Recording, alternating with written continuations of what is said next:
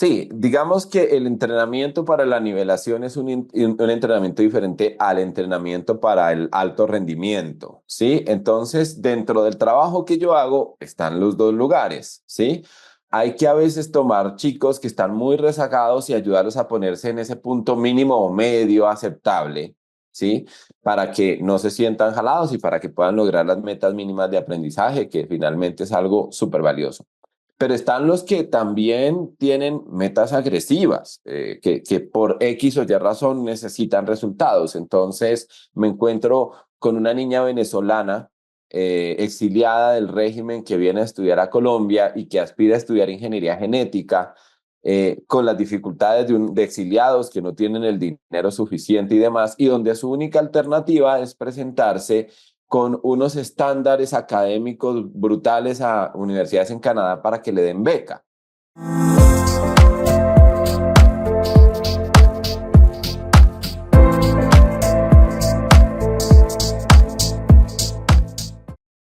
Buenos días, buenas tardes y buenas noches.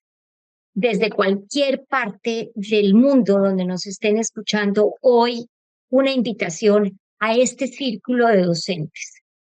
Hoy tenemos a un tutor que es muy querido por mí, se llama Marco Naranjo. Marco ya se presentará, pero yo tengo que presentarlo con el corazón. Y es que Marco y yo hemos trabajado como pedagogos, como docentes y como compañeros para acompañar las vidas de muchos chicos jóvenes que levantan la mano y a veces no se ven y nos toca rescatarlos. Marco, bienvenido a este círculo de docentes que por fin logramos hacer. Yo desde el Reino Unido y tú desde Paipa, Colombia. Bueno, buenos días, buenas tardes y buenas noches a todos que quieran revisar este material maravilloso que construye Constanza, en el cual compartimos experiencias, nos comunicamos con otros que hacen tareas diversas de cultura, de formación, de valores y que estamos convencidos de que es importante hacerlo y que es importante compartirlo también para que otros puedan aprender.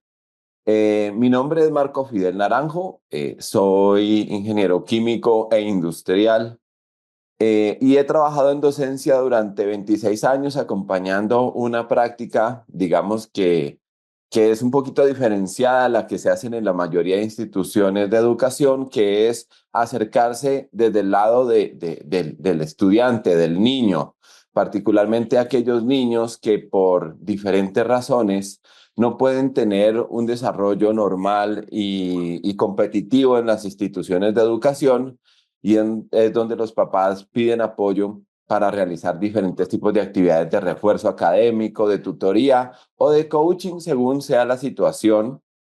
Y en esos 26 años hemos recorrido las vidas de 3.800 niños, muchos de ellos justamente con Constancita. Ella, digamos, ha sido docente y directora académica en colegios en Bogotá, donde tuvimos la oportunidad de trabajar muchos casos complejos, difíciles, llenos de retos, pero muchos de los cuales también los logramos sacar adelante y hoy esos muchachos son personas que se han logrado desarrollar, que lograron llegar a su máximo potencial y que construyeron un futuro y una vida muy razonables, y en buena medida es por la labor que hacen personas interesadas en no dejarlos hundir, como es el caso de Constancita pues el caso de mi actividad profesional. Así es. Entonces hoy queremos compartirles un poco de esa experiencia que esperamos que a quien le interese y vea valor en esta charla que vamos a hacer,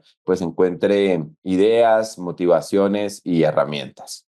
Bueno, tocaste un tema, Marco, para iniciar y abrir la conversación pedagógica, y es que tú dices que son chicos que no alcanzan su potencial escolar o de conocimiento y que de alguna manera tú haces tutorías, haces coaching, pero los jalas un poquito a la nivelación. Un poco estas tutorías comienzan así y así nos conocemos, y es tratar de jalar un poquito a aquel que viene rezagado. Y eso, cómo lo haces? Porque fue así como nos conocimos, pero ¿cómo lo concretas? ¿Cuándo a ti se te hace el switch y dices, oiga, estos chicos necesitan?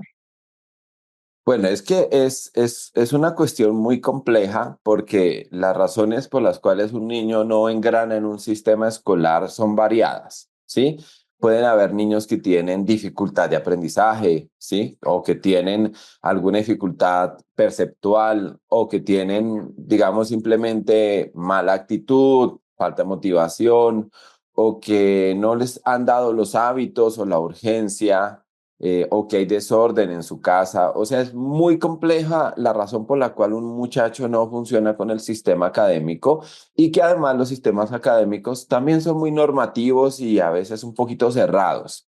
Entonces, digamos que es un arte muy fino ver cómo uno alinea esas situaciones, o sea, las instituciones que tienen unos requisitos particulares, las familias y el niño, donde uno tiene que ver en dónde es que está la disfunción, si está en la interacción del niño con el colegio, si es la interacción de la familia con el colegio, si es alguna particularidad del niño, si es alguna particularidad relacionada con su motivación, con su aprendizaje, con su forma de percibir. Entonces, digamos que cada caso es como una escuela particular. Entonces, tal vez ese sea mi talento, el poder llegar a un contexto y poder identificar esa combinación colegio, familia, niño y saber dónde es que está la incongruencia, dónde es que está la falla y sobre esa empezar a trabajar. Ahora, nunca es una falla única como en todo en la vida, ¿no? Pero hay cosas que pesan más que otras. Entonces, digamos que yo cuando inicio que me llama una familia y me dice, mire, tengo esta situación, hago como al estilo Terminator, empiezo a procesar toda la información que veo de cada parte, incluso a veces me entrevisto con los colegios y con los padres para detectar justamente dónde es que está el inconveniente y con base en eso, que esa es una primera fase diagnóstica, empezar a generar una actuación que también tiene una parte complicada porque hay que entrarle a los muchachos, hay que entrar en empatía con ellos, hay que moverlos de donde están y llevarlos a que empiecen a ir en la dirección que les ayude a disminuir como esas tensiones Y, que no los claro, dejan rendir. y ahí es donde entra esa flexibilización que necesitamos, que entendamos, y es que hay momentos en que el currículo hay que flexibilizarlo para que los chicos puedan engranar y puedan rendir, porque hay una cosa que para mí es esencial y es el nivel de frustración que siente un individuo cuando no logra algo. Y cuando todos los días le están diciendo, no lo lograste, no lo lograste, no lo lograste, pues llega un punto en que esa saturación de no logro se vuelve una constante. ¿Para qué hago eso si no lo voy a lograr? ¿Para qué química si no lo voy a lograr? ¿Para qué español si no lo voy a lograr? ¿Para qué inglés si no lo voy a lograr? Y ahí es donde encuentro que un tutor como tú, un coach como tú, logra hacer esa flexibilización de los currículos y nos acompañas a los diferentes chicos en las diferentes instituciones a las que tú te acercas con tus estudiantes. Em, ¿Cómo haces esa flexibilización? Danos unos ejemplos. Es que, digamos, eso depende mucho de las instituciones, ¿no? Porque en el caso que nosotros trabajamos, en el cual hicimos varios esfuerzos, hay algunos colegios que miran esa posibilidad, es decir, miran la posibilidad de encontrar maneras o de matizar los contenidos o de llevar las evaluaciones cuando los chicos lo que tienen, digamos, es un atraso académico y unas dificultades relacionadas con aprendizaje. Hay colegios que no lo hacen, o sea, donde el chino simplemente o tiene que lograr o se tiene que ir. Entonces, en los que hay la posibilidad de hacer una propuesta, se hace con el director académico y con el director de curso y hay unos compromisos que uno va adquiriendo y el chico los va logrando. Entonces, esos son mucho más fáciles y logrables, pero ahí depende mucho de la institución. Pero es más complicado cuando uno tiene un niño de un colegio competitivo. Voy a poner un ejemplo acá de un colegio en Colombia que se llama el San Carlos.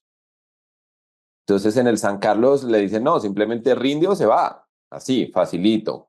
Entonces es ahí donde a uno le toca hacer todo un proceso de reenseñanza, reaprendizaje, control de tiempos, control de métodos, programar. A veces toca ir en las madrugadas, a veces toca ir en las tardes, trabajar los sábados para ayudarle al chico a nivelar lo que tiene por nivelar, y literalmente ahí la flexibilidad que tiene uno como coach y como docente es mínima. Le toca a uno fitear, hacer que el chico se alinee. Ahora, hay niños que logran y que se los motiva a uno y los lleva y les ayuda a superar y lo hacen. Y hay chicos que definitivamente no lo logran, y ahí es donde uno va donde los papás y le dicen, mire, el niño no lo logra y no quiere, porque además todo basa en el querer, en que la persona quiera. Así sea un niño de 8 años, de 10 años, de 11 años, dependemos de que él desee hacer las cosas. Y si Claro, no se logra que desee lo suficiente y que trabaje lo suficiente, es ahí donde uno se reúne con el papá y le dice, busquemos un modelo, ¿sí? Donde el niño claro. se sienta más cómodo. Que ahí viene esos modelos pedagógicos que son los que los papás, y este es un consejo para los papás amoroso, a los papás jóvenes que quieren que sus hijos sean unos altos achievers, que vayan y que logren de manera exitosa todo, pero hay momentos en que tienen que pensar en la salud mental y emocional de estos niños, porque esa exigencia los lleva a unos extremos de estrés, de ansiedad, etcétera. Yo tengo una frase Mm. que siempre la he dicho cuando estoy trabajando en pedagogía, y es que la exigencia no es maltrato. Hay que exigir, pero la exigencia no es una camisa de fuerza y no es maltrato. Yo no puedo exigir con violencia. ¿Qué piensas tú de eso? Estoy totalmente de acuerdo contigo en ese aspecto de que es un entorno para que un muchacho se forme, porque eso es lo que significa formar, ¿no? O sea, uno a veces no entiende lo que significan las palabras, pero cuando las analiza entra en la comprensión. Formar es justamente tomar algo que está informe y darle una forma. Y para darle forma hay que hacer fuerza, ¿sí? Ese es un principio de la física.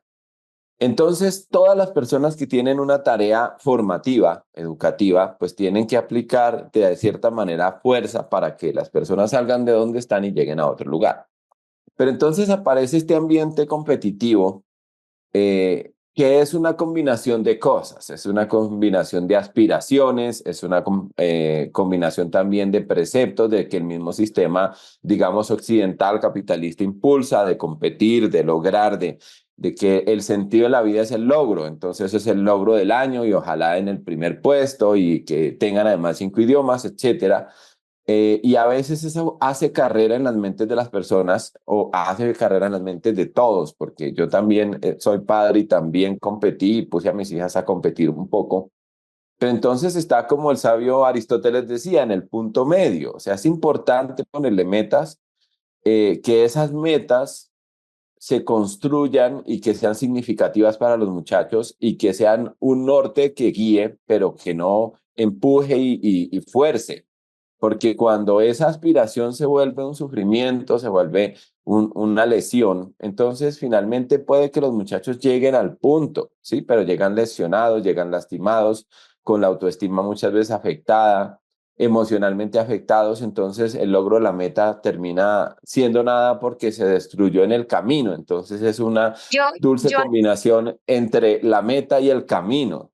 claro, yo aquí voy a deconstruir algo que dijiste, a deconstruirlo, voy a desbaratar, porque esto no es un valor capitalista, ni mucho menos. El hecho de querer tener un sistema académico, un sistema educativo que tenga unos niveles, no es del capitalismo ni del socialismo, es que en la formación y en la educación y en el nivel educativo tú quieres llevarlos a otros niveles. Y resulta que eso no es de política, entre comillas. O sea, hay sistemas eh, que tienen otras tendencias políticas y de mercado, que tienen grandes y muy buenos niveles educativos. O sea, yo no pienso que haya que ponerle Etiqueta.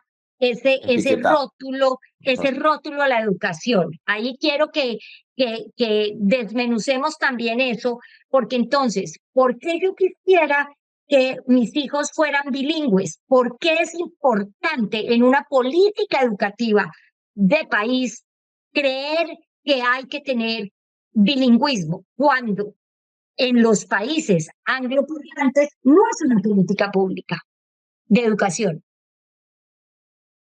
Sí, claro. Sí, estamos de acuerdo. Bueno, lo que pasa es que tal vez en el sistema capitalista es donde se da más esa lógica, pero estamos de acuerdo que finalmente es más que todo un challenge por tener capital humano mejor formado, que en todo tipo de sociedad sirve. Es un capital bien formado en toda parte sirve. Absolutamente, con unos mínimos no negociables, que ahí es Ujú. donde entramos en esa exigencia pedagógica de unos mínimos no negociables. ¿Qué es lo mínimo que no negocio?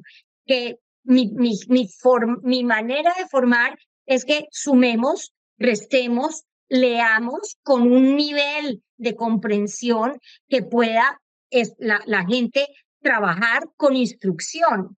Porque si una persona no sabe leer, no sabe sumar, no sabe entender que un litro de detergente por un litro de agua me hace una solución para limpiar un piso, esos son esos mínimos no negociables. Claro, y que es como establecer cuáles son las competencias mínimas y es lo que hace justamente un estándar básico, ¿sí? Un estándar Exactamente. básico.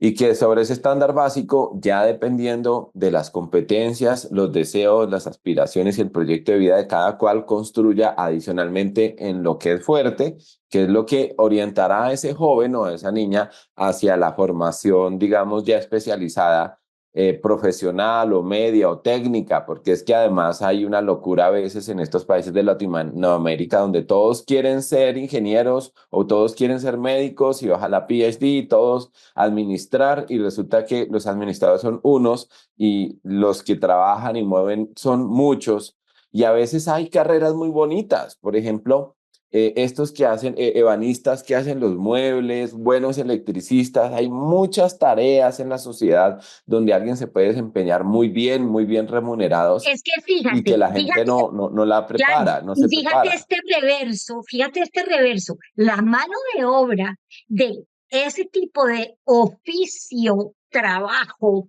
en países en Europa es costosísimo.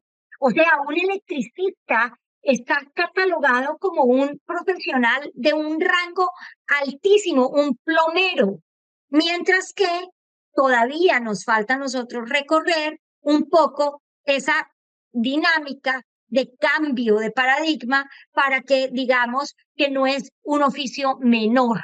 El oficio de tener un plomero, de tener un electricista, un ebanista, una persona que pone ladrillos, tú no sabes lo que gana la hora un albañil.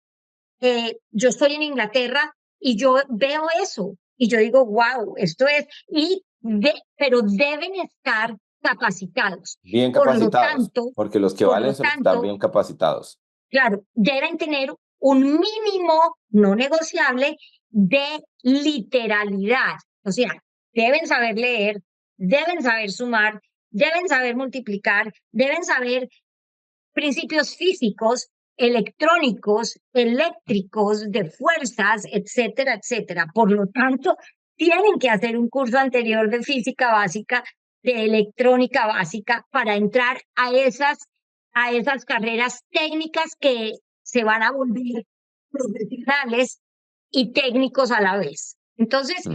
en eso tú encuentras que hay chicos que tienes que preparar con unas condiciones, pero también encuentras otros chicos que tienes que acompañar y empujar, pero también jalar, porque los dos hemos hablado de que en las clases hay unos niveles, está el nivel básico, hay unos en el intermedio que van nadando así como nadadito de perro, y hay otros que están encima, pero que nadie los jala.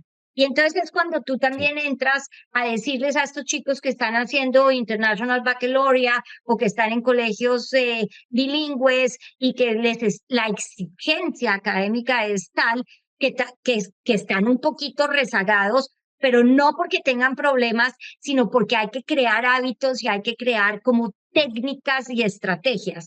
Cuéntanos de sí. eso. Sí, digamos que el entrenamiento para la nivelación es un entrenamiento diferente al entrenamiento para el alto rendimiento, ¿sí? Entonces, dentro del trabajo que yo hago están los dos lugares, ¿sí? Hay que a veces tomar chicos que están muy rezagados y ayudarlos a ponerse en ese punto mínimo o medio aceptable, ¿sí? Para que no se sientan jalados y para que puedan lograr las metas mínimas de aprendizaje, que finalmente es algo súper valioso. Pero están los que también tienen metas agresivas, que por X o Y razón necesitan resultados. Entonces me encuentro con una niña venezolana exiliada del régimen que viene a estudiar a Colombia y que aspira a estudiar ingeniería genética, con las dificultades de exiliados que no tienen el dinero suficiente y demás, y donde su única alternativa es presentarse con unos estándares académicos brutales a universidades en Canadá para que le den beca. Ajá, Entonces ahí es donde tienen el reto de lograr una niña de estas que saque, por ejemplo, en el diploma de bachillerato internacional 39, 40, que es lo que le daría esa posibilidad. Ahora, de ahí hay muchos casos no tan dramáticos donde quieren ir a estudiar a universidades europeas o universidades estadounidenses con becas parciales. Implica que en SAT logren puntajes de 1400 o que en el bachillerato internacional logren puntajes arriba de 37. ¿Sí? Entonces tienen las ganas, tienen el objetivo y entonces uno lo que tiene que hacer es refinar para que puedan ir en la dirección y lograr esos mínimos que ellos logran. Entonces es un entrenamiento de alto rendimiento, ¿sí? Entonces ahí uno tiene que alinear la motivación, el orden, enseñarles los métodos y aprender a que se alineen con las formas como esas instituciones los miden para que piteen su desempeño y claro, optimicen la mayor cantidad posible de resultados.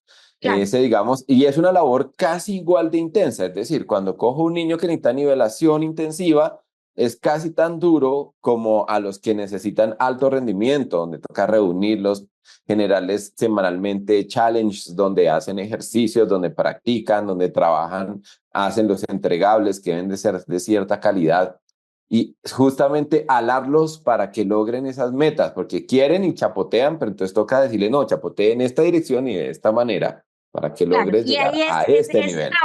ese trabajo es un trabajo muy fino que tú haces y tienes una relación con los chicos que yo me impresiono, cómo te siguen, cómo de verdad copian tu metodología. Yo te he visto trabajar en física y veo cómo florecen, sabiendo yo que para mí la física fue muy difícil. Y te voy a decir por qué, porque yo no quería querer a la física, Ujú. ¿me entiendes? Sí, y no Sí, quería querer a las matemáticas porque para mí fueron unos pocos. Y he visto chicos que hacen una transformación a su abordaje a esas materias que que se vuelven cocos, pero es porque han sido mal servidas, digo yo. El plato en donde la física se sirve es feo, está roto y no sabe rico. Entonces, pues yo no me lo como. En cambio, claro. tú lo sirves rico, con un saborcito que bueno, Ujú. ok, voy a repetir. Sí, sí, sí. Digamos, es que mucho de esta tarea que yo hago tiene que ver con relaciones interpersonales, ¿no? Porque uno se acerca y tiene que abrir de alguna manera su corazón hacia las personas y vincularse afectivamente para entender lo que esas personas quieren, lo que disfrutan, cómo perciben las cosas, ¿sí? Para así mismo, entendiendo cómo ese personaje percibe lo que quieres enseñarle, los traumas que tiene, las dificultades que le generan y demás y hacerle ver la importancia o la relevancia, como se dice, de lograr ciertos niveles. Yo habitualmente le digo, mira, es que en esto hay que lograr un nivel mínimo, entonces si nos resistimos simplemente va a ser más difícil. y atraerlos y seducirlos y luego mostrarles que no es tan complejo como parece, que esa es otra cosa. Cuando uno les muestra que eso tiene una sencillez y tiene una lógica que se puede seguir, entonces como que los muchachos entienden que se puede lograr, que eso a veces es como el encanto mayor, cuando ellos identifican que no es algo no lograble y que además es algo que es útil, ¿sí? Que ese es otro detalle a veces de la educación, que no la ven significativa para lo que ellos necesitan o hacen, sobre todo ahora donde pareciera que todo lo que era importante no es importante, ¿sí? Donde es más importante otro tipo de cosas superfluas.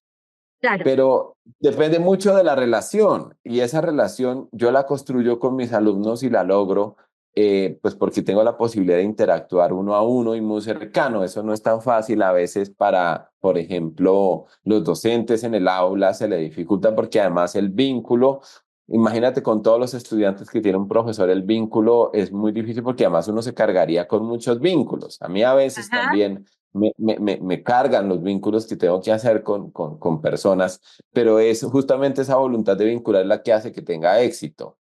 Ujú. Entonces, es ahí donde, digamos, es importante en los escenarios normales de la vida de las personas que no tienen acceso a servicios como el mío, que los papás entiendan que esa tarea les toca a ellos, ¿sí? Ellos tienen que estar acompañando ese proceso educativo, ayudando a articular y a vincular a los muchachos con los significados y los sentidos. Pero entonces el tema es que a veces no hay tiempo ni interés también para eso, como que se siente que es una tarea de la escuela. Y la escuela también dice, no, es que hay parte de estas tareas que son de casa. Entonces, al cada uno tener el precepto de que otro es el que hace esa tarea, pues es donde están las falencias de millones de muchachos que no tienen la posibilidad de acceder a un servicio como el que yo hago. Los que tienen la fortuna y pues los recursos o la suerte para hacerlo, pues florecen, ¿sí? Pero es algo que creo que institucionalmente se puede lograr y socialmente se puede lograr con un poquito más de conciencia, además del papel que tiene la educación formativa en esta etapa de crecimiento de los muchachos. Esta Así etapa entre es. los 3 y los 14 15 años es clave y uno como padre cuando la entiende y la acompaña es que logra esas personas de alto rendimiento que logran Absolutamente. las cosas. Que además te quiero decir que es una palabra que no es que me guste mucho, pero los hace resilientes. Yo quisiera buscar un término físico, físico de física, que es o sea, de respuesta, ¿no? O sea, cuando yo soy capaz de lograr, soy capaz de responder. Y entonces viene esa resiliencia que vuelvo y digo, no me gusta, porque no se trata de ser resiliente, de aguantar, sino ser de responder, de reaccionar. Esa es la palabra, Sí. de saber reaccionar. Y creo que ese es uno de los puntos claves que tú llegas a desarrollar en estos chicos que lo he visto, y es su forma de reaccionar. Cambia totalmente. Son paradigmas.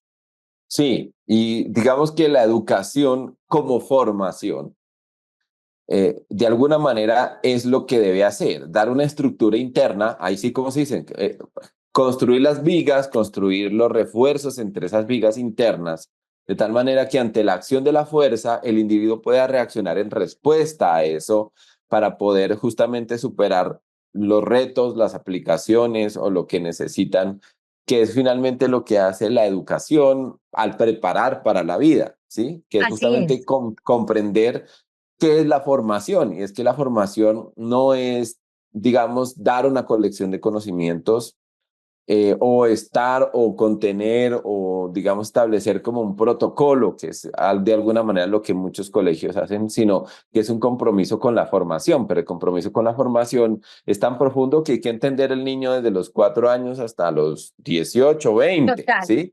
Que es ahí total. donde digo, debe haber mucho más compromiso en las instituciones y sobre todo en las familias. En mi caso personal, puedo como dar el testimonio de que yo me comprometí con esa formación con mis hijas y mis sobrinos y algunas personas que acompañé, de cogerlos desde esa edad inicial y estar atentos de que su formación fuera en la dirección que esperáramos. Y alegremente hace unos meses ya gradué a mi hija de arquitecta, la menor, la mayor, ya adultos funcionales que saben responder a los retos de la vida, que lo paran a uno y dicen, mire, es que yo ya sé hacerlo y mira cómo hago y resuelven problemas como yo soñé que eso iba a ocurrir cuando empecé a formarlos a los 5. Y es ahí donde es la importancia de entender que el rol de papá es muy importante en la formación y que nadie te releva de esa obligación. Creo que tú Claro. también en tu propio hijo puedes dar esa misma testimonio porque sé que también lo hiciste y sé que tu hijo también es una persona súper competente que seguramente es lo que tú esperabas que fuera cuando empezaste a darle forma a los 5 años. Claro, mis 3 hijos, los tres son un gran, o sea, para mí, una gran emoción de ver adultos fuertes, formados y que tienen recursos para responder a esas fuerzas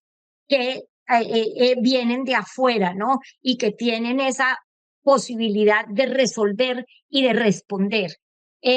Bueno, quiero decirte que hemos tocado unos temas variados, pero que nos van a quedar entre el tintero porque vamos a seguir conversando con Marco, vamos a hablar sobre qué es un buen docente, qué hace un buen docente. Ya creo que hoy fue la introducción linda de eso. Hablemos de homeschooling, qué nos dejó esta virtualidad, porque yo soñaba con hacer varios programas presenciales con Marco y resulta que esta es la primera de esa respuesta y de esa realidad de hacer algo con Marco Naranjo para que tengamos una voz que se amplía para gente que de pronto le interesa oírnos.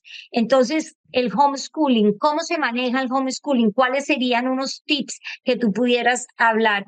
Es la virtualidad, el homeschooling dentro de la virtualidad y el homeschooling sin virtualidad para luego. Yo también tengo unas posiciones sobre esto.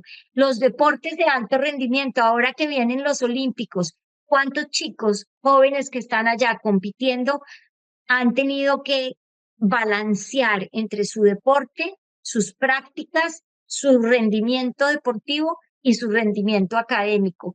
¿Cómo lo hacen? En Colombia, estamos hablando de chicos en Colombia, pero en el resto del mundo también, y pues ya llegó la delegación colombiana con 90 y pico de representantes. Voy a mirarlos muy cercanamente para ver a cuántos les tocó hacer un gran esfuerzo para graduarse o no, para poder tener su alto rendimiento. Y bueno, seguir invitando a mucha gente a este círculo de docentes que se unan, que nos escuchen y que participen. Bienvenidos todos. Marco, mil y mil gracias por tu tiempo, por este espacio que seguiremos. Esta es una serie con Marco Naranjo, el tutor, el coach, y vamos a hablar de muchas cosas. Listo, aquí estaré. Sabes que estamos muy interesados en compartir y en crear este espacio dentro de tus espacios que aporte, que construya, que dé valor social y que aporte ideas e iniciativas, puntos de vista que ayuden a muchas personas a construirse y a ser en este caso pues mejores acompañantes del proceso de aprendizaje, sea desde el punto de vista docente o de papás o de funcionarios de una institución, pues tener estos tips nos ayudan a reflexionar sobre la actividad pedagógica y el rol tan importante que eso es en la vida de los futuros ciudadanos, pues que tienen que resolver demasiados problemas en el mundo para estar mal preparados para eso. Total, así es. Pues mil y mil gracias, Marco, y hasta la próxima. Hasta la próxima.